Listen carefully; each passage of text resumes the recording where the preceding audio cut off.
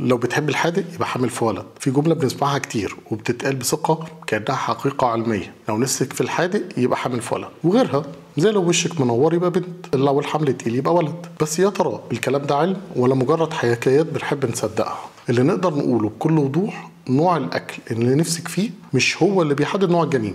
اللي بيحدد النوع هو نوع الحيوان المنوي اللي بيلقح البويضة. لو كان واي يبقى ولد، ولو كان اكس تبقى بنت. يعني الموضوع كله بيبدأ من لحظة التلقيح مش من طبق المخلل. لكن ليه فعلا شهيتنا بتتغير؟ ده طبيعي جدا. الحمل بيغير الهرمونات وده بيأثر على كل حاجة، طعم، الريحة، المزاج، وحتى نوع الأكل اللي بنشتهيه. في ستات بتحب الحادق فجأة، وفي اللي نفسها تقفل من كل حاجة. بس ده ملوش علاقة بنوع الجنين، ليه علاقة بجسمك اللي بيتأقلم مع حياة جديدة جواه. طب ليه الناس بتربط بين الحادق والولد؟ في دراسات بسيطة بتقول إن بعض العادات أو الأكلات ممكن تساعد الحيوانات المنوية الذكرية في تخصيب، ولكن لحد النهاردة مفيش دليل علمي قاطع يثبت إن نوع الأكل بيغير نوع الجنين. كلها اجتهادات مش صحيحة ومفيش ضمان. في أسئلة بتتكرر كتير، يعني الأكل ملوش علاقة خالص؟ بالظبط، مفيش علاقة بنوع الجنين. طب ليه ناس كتير بتقول جربنا ونفع؟ لأن النتيجة دايما 50% 50%. فلو طلع ولد بعد أكل حادق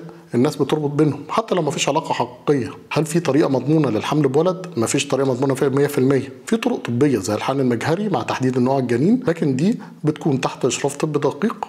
وفي الآخر لو نفسك في الحادق كليه وانبسطي بس باعتدال ومن غير زيادة. ولو نفسك في الحلويات برضو كليها من غير تأنيب بس باعتدال ومن غير زيادة. وما تبنيش توقعاتك على نوع الأكل، ابنيها على حبك للرحلة واستعدادك تستقبلي أي روح ربنا يبعتها لك. الولد رزق، البنت رزق، وكلهم نور في القلب.